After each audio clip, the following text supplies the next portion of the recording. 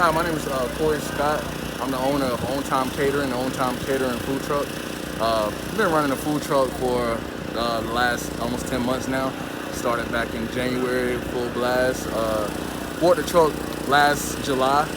We didn't start, we did a demo day in December 13th, and then we went full blast starting in January. I recently worked at the hospital for the past 13 years, running the catering department, and just figured that it was time for me to explore and start doing other things.